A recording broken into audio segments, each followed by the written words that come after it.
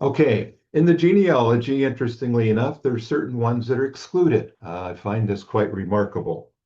The generations are divided into three different sections according to verse 17: Abraham to David, David to the Babylonian captivity, and the Babylonian captivity to Christ. So three generations, all 14 apiece. But there's a little bit of an issue there. Each section is 14 generations. However, we know from the Old Testament that certain names are missing from the list. Between Joram and Uzziah in verse 8 in the Old Testament, we read of three kings: Ahaziah, Joash and Amaziah reigned as kings, and we know that according to 2 Kings 8 to 14 and 2 Chronicles 21 to 25. So how can this? Why does this happen? The names of Ahab and idolatrous Jezebel are painfully familiar. In marrying his son Jehoram to wicked Athaliah, the daughter of Ahab and Jezebel, Jehoshaphat, who one of the kings of Judah, of course, a good king, a good man personally, brought down upon his descendants to the third generation the curse that rested upon the house of Ahab. Jezebel, of course, was an idolater, so was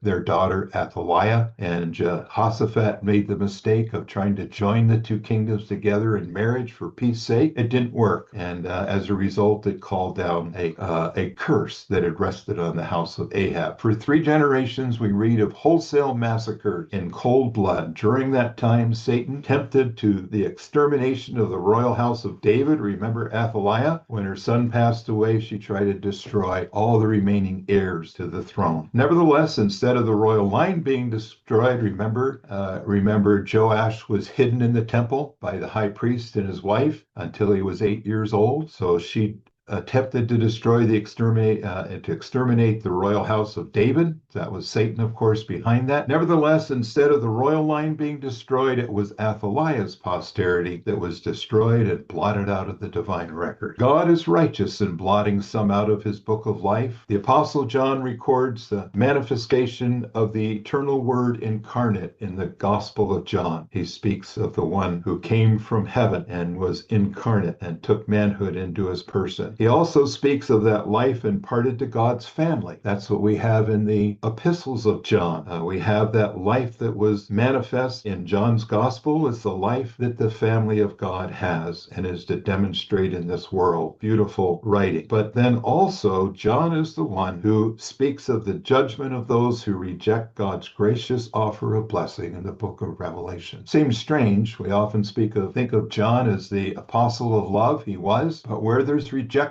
of the God's gracious offer of blessing, ultimately there will be judgment and blotting out of the book of life.